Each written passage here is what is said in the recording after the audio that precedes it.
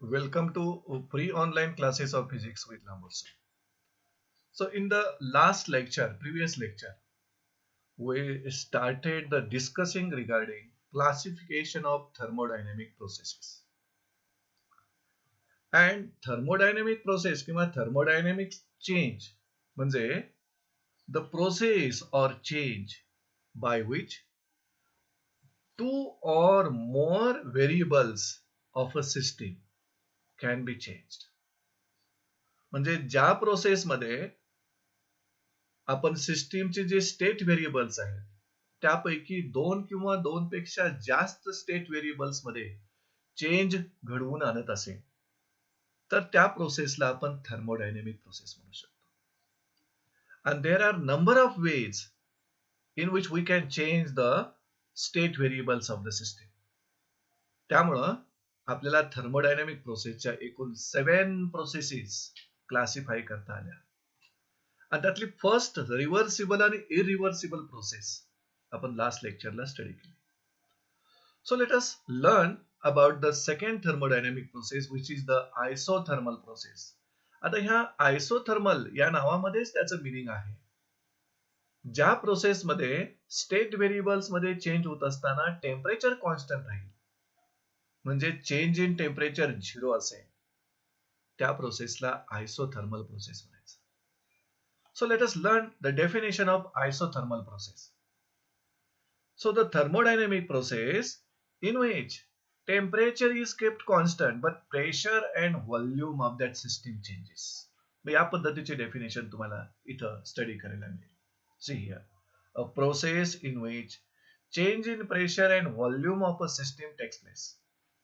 सिस्टीमचा प्रेशर आणि व्हॉल्यूम हे दोन स्टेट व्हेरिएबल्स आपण चेंज करायचे बट ऍट कॉन्स्टंट टेम्परेचर. आणि कॉन्स्टंट टेम्परेचर असल्यामुळं आयसोथर्मल प्रोसेस असं तुम्ही म्हटलेला.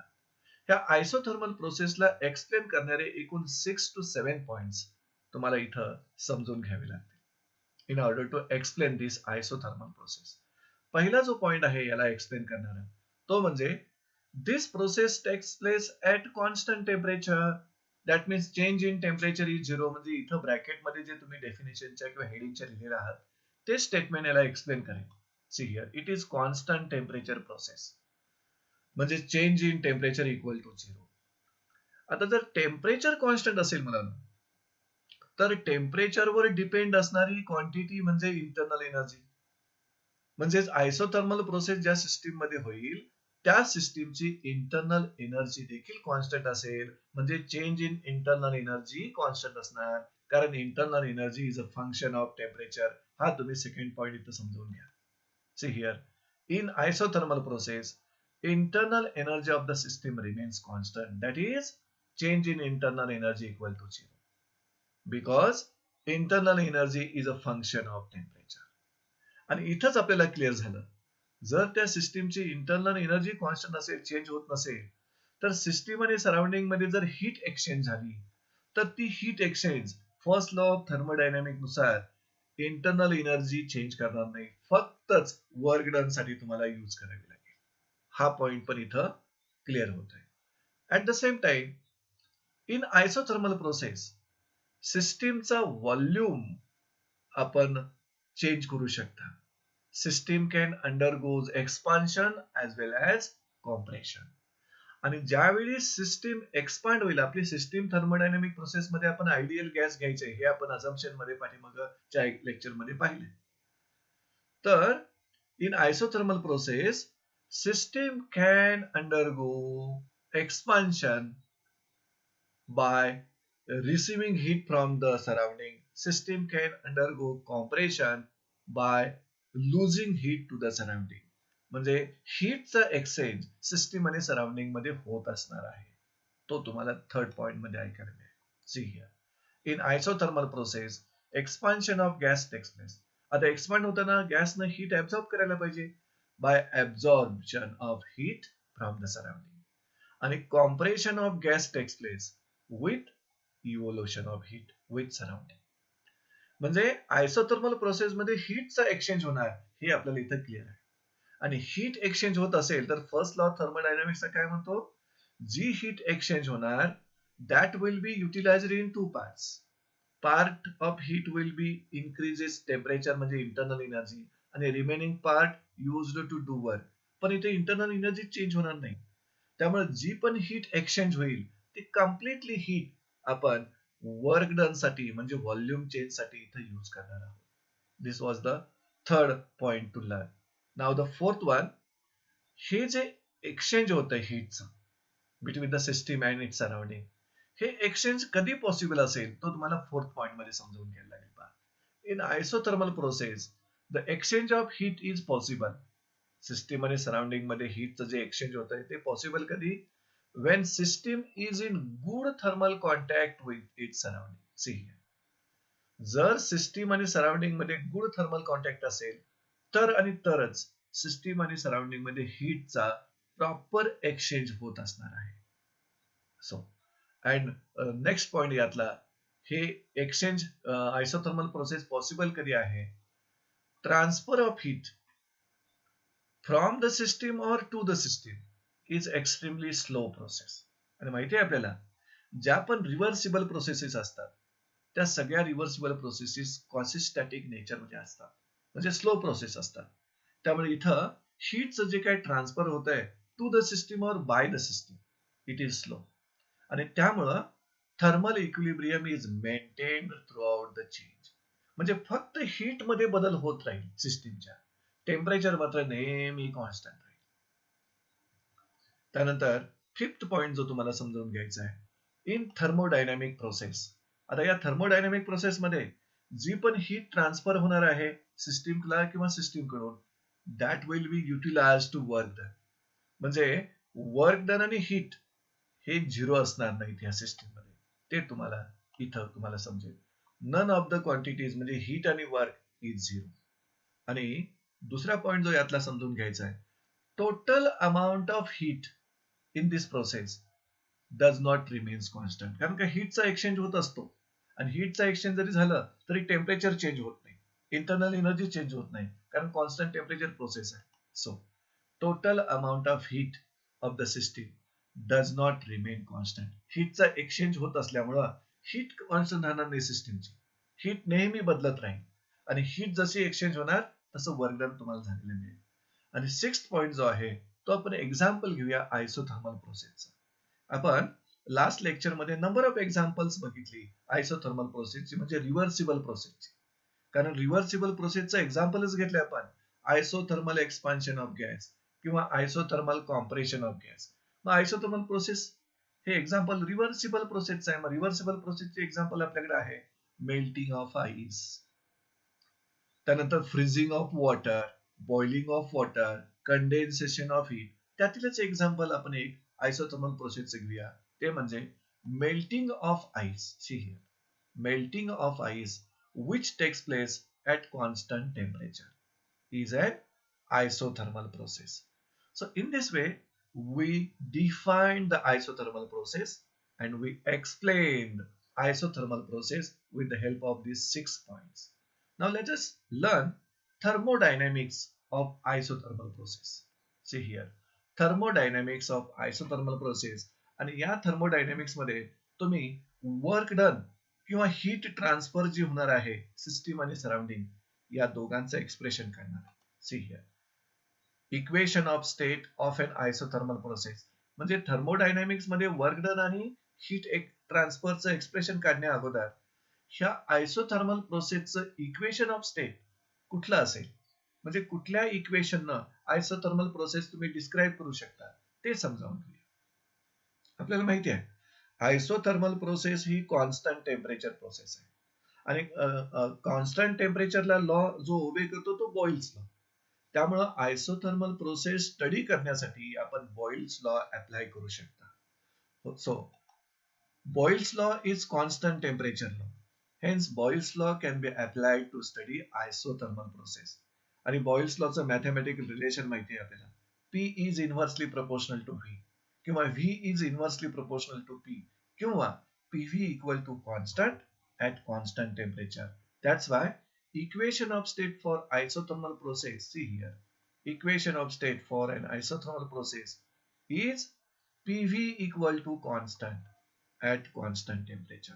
आता हे इक्वेशन त्या सिस्टीमच्या इनिशियल स्टेट आणि फायनल स्टेट मध्ये पण आपण लिहू शकतो. पीव्ही इक्वल टू कॉन्स्टंट म्हणजे P1 V1 equal to P2 V2 किंवा PI VI equal to PF VF. See here, let VI PI हे जे स्टेट व्हेरिएबल्स आहेत ते इनिशियल स्टेट सिस्टीमचे असताना आणि फायनल स्टेट असतानाचे व्हेरिएबल्स कोणते पहा, VF PF फायनल स्टेट सिस्टीमचे असतानाचे व्हेरिएबल्स. त्यामुळे या इनिशियल स्टेट आणि फायनल स्टेट व्हेरिएबल्स मध्ये आयसोथर्मल प्रोसेसचं इक्वेशन ऑफ स्टेट कसं लिहिता येईल? Equation of state for isothermal process very easy. See here, PI VI equal to PF VF equal to constant.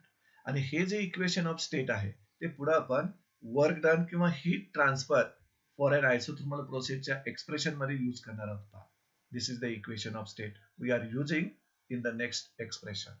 So let us learn now work done in this process or heat transfer in isothermal process. That's the expression आपण study करूया. See here, work done and heat transfer for isothermal process त्याच्या एक्सप्रेशनला आपण आणि हे expression find out करण्यासाठी आपण n mole of ideal gas घेऊया की जो एका सिलेंडर मध्ये इन्क्लोज केलाय आणि तो सिलेंडर फिटेड विथ पिस्टन. आणि पिस्टनचं तुम्हाला वैशिष्ट्य माहिती आहे, तो मुव्हेबल असेल, मासलेस असेल, फ्रिक्शनलेस असेल, but that gas is maintained at constant temperature. So let us read this statement.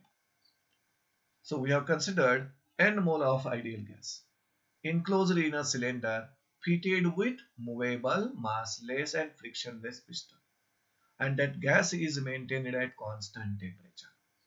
आता अशा प्रकारच्या गॅसला आपल्याला एक्सपांड करायचं आहे आणि एक्सपांड होत असताना जे वर्क डन होईल, जी हीट ट्रान्सफर होईल, त्याचं एक्सप्रेशन फाइंड आउट करायचं आहे. Suppose that we want to expand this gas. So suppose that ideal gas undergoes isothermal expansion आणि हे एक्सपान्शन होत असताना its volume increases from VI to VF. मग हे टोटल वर्क डन आपल्याला काढावं लागेल to increase the volume from VI to VF. Before that small work done during infinitesimal small isothermal expansion, ते कसं लिहिता येईल पहा. Work done during infinitesimally small isothermal expansion. Small work done पहिल्यांदा काढू, नंतर हे total work done volume change करण्यासाठी काढू. ते small work done dW equal to P into dV यानं मिळेल तुम्हाला. See here, yes, this is the small work done. This is the small work done for infinitesimally small isothermal expansion. म्हणजे small volume जर तुम्हाला increase करायचं असेल dV न, तर करावं लागणारं वर्क डन म्हणजे dW. आपल्याला पाहिजे आहे total work done to expand the gas from its volume VI to VF. त्यासाठीचं टोटल वर्क डन आपल्याला फाइंड आउट करायचं आहे. See here, total work done during expansion of the gas from the initial volume VI to final volume VF. ते total work done तुम्हाला या small work डनचं integration करून मिळेल. आणि जर तुम्ही इंटिग्रेशन dW घेतलात तर त्याचं इंटिग्रेशन W असतं आणि this is the integration of P into dV. आणि त्या इंटिग्रेशनची लिमिट्स असतील VI टू VF. यातील VF हे अपर लिमिट असेल आणि VI हे लोअर लिमिट असेल. तर टोटल वर्क डन फाइंड करण्यासाठी ह्या स्मॉल वर्क डनचं इंटिग्रेशन आपल्याला घ्यावं लागेल. See here, so this is the total work done W, which is the integration of dW equal to integration from the limits VI to VF of PdV. This is your equation 1. आता इथं आपण काय करूया, n mole of ideal gas घेतलाय. For n mole of ideal gas equation of state तुम्ही लिहिणार PV equal to NRT. आणि त्या PV equal to NRT equation वरून इथल्या P ची व्हॅल्यू आपण फाइंड आउट करू शकतो. See here, PV equal to NRT, therefore P equal to NRT upon V. आणि ह्या P ची व्हॅल्यू जर तुम्ही ह्या इक्वेशन 1 मध्ये इथं सबस्टिट्यूट करत असाल तर त्यामध्ये कॉन्स्टंट राहील तो हा न्यूमरेटर. म्हणजे इंटिग्रेशनच्या आउटसाइडला NRT तुम्हाला व्हॅल्यू मिळतील आणि इंटिग्रेशन मध्ये मात्र तुम्हाला मिळेल dV अपॉन V. आणि सर्वांनाच माहिती आहे आपल्याला dx अपॉन x चं इंटिग्रेशन हे log x आहे. तसं इथं dv अपॉन v ह्याचं इंटिग्रेशन लॉग v येणार आणि त्या इंटिग्रेशनची लिमिट्स राहतील vi टू vf. हे सगळं तुम्हाला इथल्या मॅथमॅटिकल स्टेप मध्ये पाहायला मिळेल. See here. Therefore, W equal to NRT हे कॉन्स्टंट आहेत, ते आउटसाइडला आले. म्हणजे आपण या P ची व्हॅल्यू इथं सबस्टिट्यूट केल्यानंतर कॉन्स्टंट टर्म्स आपण इंटिग्रेशनच्या आउटसाइडला घेतल्यात NRT. आयसोथर्मल प्रोसेस आहे ना, त्यामुळे temperature constant, universal gas constant आणि नंबर ऑफ मोल्स फिक्स आहे. त्याच्या पुढे काय केलं पहा, dv अपॉन v चं इंटिग्रेशन लॉग v येतं आणि इथं लॉग चा बेस e आहे पहा, log of v to the base e over the limits vi to vf. आता इथं पुढे काय करायचं आपल्याला, लिमिट सबस्टिट्यूट करतानाचा रूल काय आहे, upper limit minus lower limit. म्हणजे ह्या v ची व्हॅल्यू पहिल्यांदा vf घेणार मायनस v ची व्हॅल्यू vi घेणार. ती स्टेप तुम्हाला नेक्स्ट स्लाइड वर बघायला मिळेल. See here. Therefore, W equal to NRT हे पहा, तुम्ही इथं लिमिट सबस्टिट्यूट केलेलं आहे.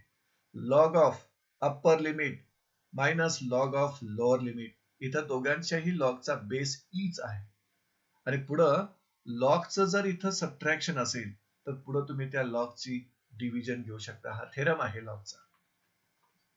Okay, to the base e NRT log e log of vf upon vi to the base E.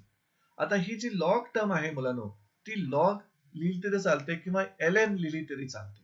त्यामुळं ln मध्ये हा लॉग तुम्ही असा लिहू शकता. सी हिअर, NRT ln म्हणजे लॉगच आहे vf upon vi to the base e. पण तुम्ही जो लॉग टेबल यूज करताय, म्हणजे या प्रकारच्या फॉर्म्युलाचं कॅल्क्युलेशन करताना आपण जो लॉग टेबल यूज करतोय, तो लॉग टेबल बेस 10 घेऊन आपण समजावून घेतलेला आहे किंवा बेस 10 आहे त्या लॉगचा. मग इथं बेस ई आहे, तो आपल्याला बेस बदलायचा आहे, 10 बेस करायचा आहे. मग 10 बेस करत असताना तुम्ही या टर्मला 2.303 न मल्टिप्लाय करता. त्यावेळेला लॉगचा बेस ई जाऊन तुम्ही बेस 10 घेऊ शकता. तो झालेला चेंज तुम्हाला पुढच्या स्टेप मध्ये कळेल. So we are changing the base of this log. See here, 2.303 into NRT log of vf upon vi to the base 10. म्हणजे आपण बेस चेंज करून इथं वर्क डनचे एक्सप्रेशन काढलं, ते इक्वेशन 2. आणि हे वर्क डन का झालं, तर सराउंडिंग कडून सिस्टीमला हीट ट्रान्सफर झाली आणि त्या हीटचा पार्ट आपण इंटरनल एनर्जी मध्ये यूज झालाच नाही, कारण का temperature constant, internal energy constant. त्यामुळे पूर्णपणे ती हीट आपल्याला एक्सपान्शन साठी यूज करावी लागली, वर्क डन साठी यूज करावी लागली. So this is the work done. आणि हे वर्क डन पॉझिटिव्ह का आलं, गॅस अंडरगोज एक्सपान्शन. त्यावेळी system does work on the piston, म्हणजे work is done by the system. That's why this work done is positive. आता हे work done heat एवढंच असणार की हीट पेक्षा कमी जास्त असणार, ते समजण्यासाठी आपण फर्स्ट लॉ ऑफ थर्मोडायनेमिक्सचा सपोर्ट घेऊया. See here, according to first law of thermodynamics, आपल्याला माहिती आहे फर्स्ट लॉ ऑफ थर्मोडायनेमिक्स मध्ये supplied heat is equal to sum of internal energy plus work done. हे पहा, supplied heat is equal to sum of change in internal energy plus work done. पण इथं तुम्ही जी process study करताय ती isothermal process study करताय, जिथं change in temperature 0 आहे आणि टेम्परेचर मधला चेंज 0 असेल तर इंटरनल एनर्जी मधला पण चेंज 0 असणार. See here, for isothermal process change in temperature equal to 0. That's why change in internal energy equal to 0. त्यामुळे या फर्स्ट लॉ ऑफ थर्मोडायनेमिक मध्ये दिस इंटरनल एनर्जी मधला चेंज आपल्याला 0 मिळाला, म्हणजे Q इक्वल टू W मिळाला. म्हणजे इक्वेशन 2 तुम्ही आता बदलू शकता, फक्तच W नाही तर Q इक्वल टू W तुम्ही लिहू शकता. See here, therefore Q equal to W equal to the same value. याचा मीनिंग काय, इन आयसोथर्मल प्रोसेस जी हीट ट्रान्सफर होईल, सिस्टीमला ट्रान्सफर होईल किंवा सिस्टीम कडून ट्रान्सफर होईल एन्व्हायरमेंटला, that heat completely converted into work. ते तुम्हाला यावरून कळतं. Thus, during isothermal expansion, heat transferred to the system म्हणजे gas is completely converted into work. हे एक्सप्रेशन तुम्हाला यातून कळतं. यानंतर ह्या पीव्ही डायग्रॅमला, या आयसोथर्मल प्रोसेसला एक्सप्लेन करणारी पीव्ही डायग्रॅम आपण समजावून घेऊ शकता. आणि इथं पीव्ही डायग्राम कॉन्स्टंट टेम्परेचरला तुम्हाला स्टडी करायचे आहे. मग PV diagram at constant temperature असेल तर त्याला तुम्ही आयसोथर्म म्हटलेला आहात. तो स्टडी करू आपण. See here PV diagram for isothermal process constant temperature process is also called as isotherm. आणि इथं ही पीव्ही डायग्राम कर्व असणार कारण प्रेशर आणि व्हॉल्यूम चेंज होत आहेत at constant temperature. See here so this is the PV diagram. ज्या PV diagram मध्ये pressure मधला चेंज वाय ऍक्सिस न दाखवलाय आणि व्हॉल्यूम मधला चेंज एक्स ऍक्सिस न दाखवलाय. इथं 1 is the initial state of the system and 2 is the final state of the system. आणि हा एरो जो आहे तो एरो तुम्हाला सांगतोय की इनिशियल स्टेट टू फायनल स्टेटला जाताना प्रेशर डिक्रीज होत आहे आणि व्हॉल्यूम इन्क्रीज होत आहे. म्हणजे इथं एक्सपान्शन होत आहे गॅसचं आणि गॅसचं एक्सपान्शन होत असताना work is done by the gas आणि ते वर्क डन पिस्टनवर होत आहे. That's why volume increases and that work done is positive. So this is the PV diagram for isothermal process. आता इक्वेशन 3 मध्ये आपण हे वर्क डन किंवा heat transfer in terms of volume काढलेलं आहे. पण व्हॉल्यूम चेंज फक्त व्हॉल्यूम चेंज होत नाही, प्रेशर पण चेंज होत आहे. त्यामुळे हे वर्क डन आपल्याला इन टर्म्स ऑफ प्रेशर मध्ये पण लिहिता येईल. आणि ते लिहिताना तुमच्या लक्षात आलं जर व्हॉल्यूम इन्क्रीज होत असेल तर प्रेशर डिक्रीज होत आहे आणि ते आपण इक्वेशन ऑफ स्टेट वरून लिहू शकता. इक्वेशन 3 मध्ये होणारा बदल पहा. इक्वेशन 3 आता मात्र तुम्हाला इन टर्म्स ऑफ व्हॉल्यूम आहे आणि इन टर्म्स ऑफ प्रेशर लिहायचं असेल तर तो चेंज होणार. Work done in terms of pressure. आता बॉइल्स लॉ वरून आपल्याला माहिती आहे equation of state. Boyle's law at constant temperature equation of state तुम्ही असं लिहू शकता. P I V I initial स्टेटचं equation is equal to P F V F final स्टेटचं इक्वेशन आणि यावरून V F upon V I. See here V F upon V I equal to P I upon P F. मग इथं तुम्ही equation 3 मध्ये V F upon V I ची value P I upon P F लिहिलात तर ते equation मधला बदल तुम्हाला कळेल. Equation 3 becomes see here. So this is the work done in terms of pressure.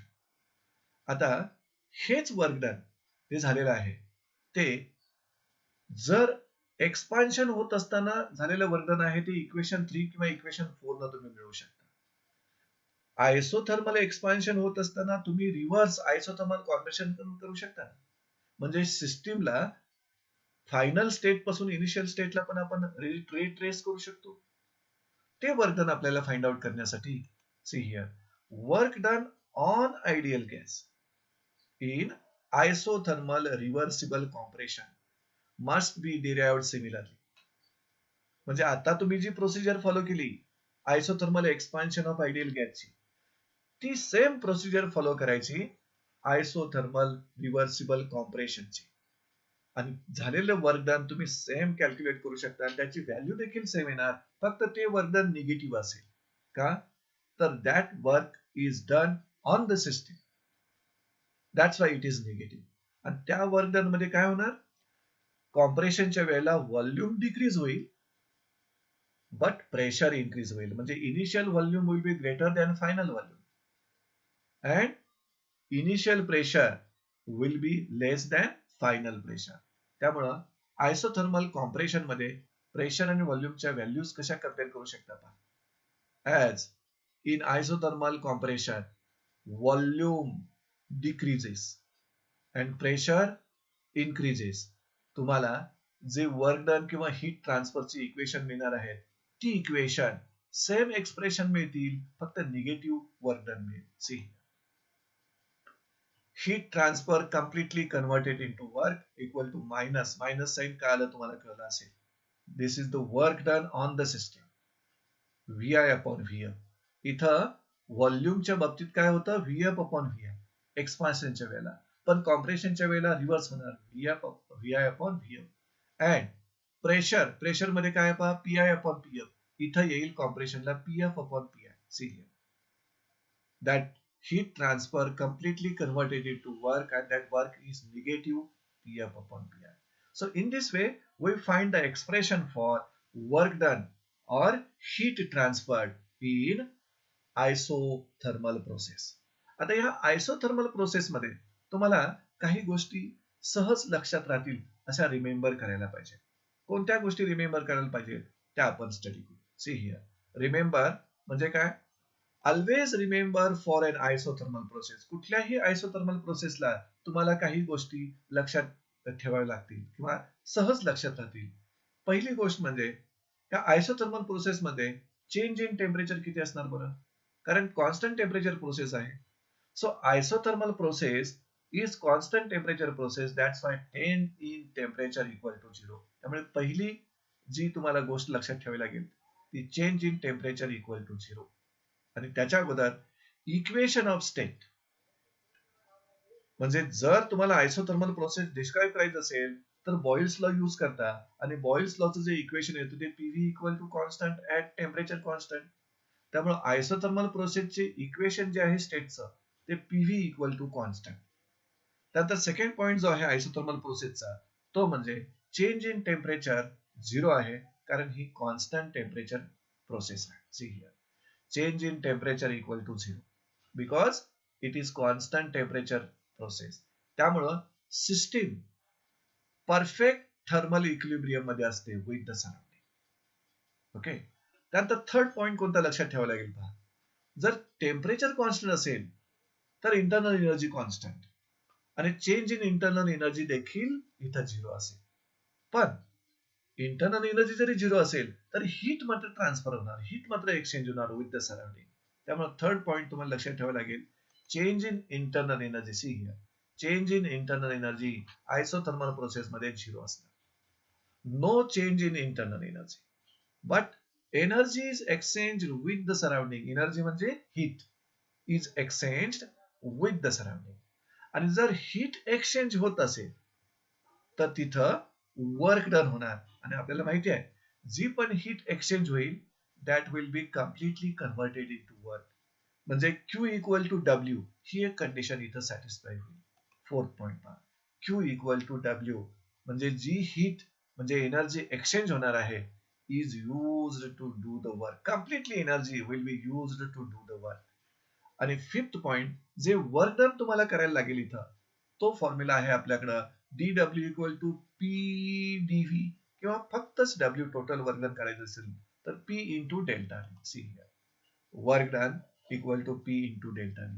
हे वर्क डन म्हणजे जी हीट ट्रान्सफर होणार आहे, एक्सचेंज होणार आहे, ती हीट कम्प्लिटली कन्वर्ट होईल वर्क मध्ये.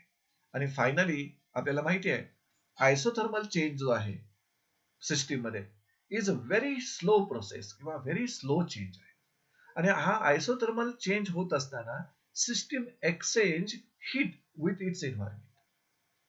कुठलाही आयसोथर्मल चेंज असेल, एक्सपान्शनचा असेल किंवा कॉम्प्रेशनचा असेल, व्हेरी स्लो प्रोसेस आहे, कारण का ही रिव्हर्सिबल प्रोसेस आहे. याला कॉसिस्टॅटिक नेचर आहे. इन्फिनाइटसिमली स्मॉल व्हेरिएबल्स मध्ये चेंज होतो. आणि हा व्हेरी स्लो चेंज होत असताना सिस्टीम एक्सचेंज करणार आहे heat with its environment surrounding.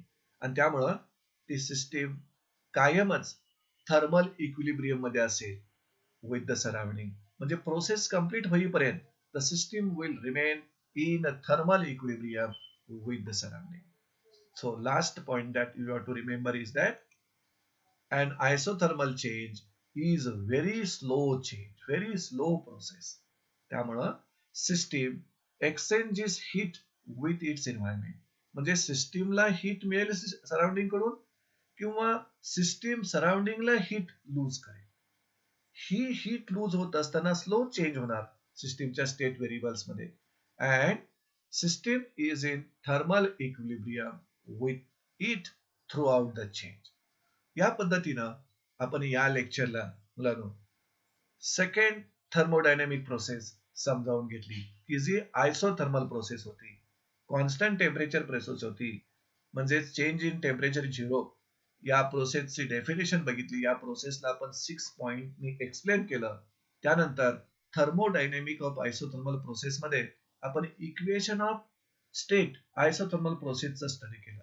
आणि नंतर एक्सप्रेशन महत्वाचं डिराइव्ह केलं पहा, work done or heat transfer for isothermal process. आणि शेवटी ह्या प्रोसेससाठी जे तुम्हाला 5 to 6 पॉइंट जे रिमेंबर करावे लागतील, क्विकली रिमेंबर व्हायला पाहिजे. आयसोथर्मल प्रोसेस म्हटल्यानंतर हे सगळे पॉइंट्स तुमच्या समोर तयार पाहिजे. So with this we have completed this lecture. Thank you friends.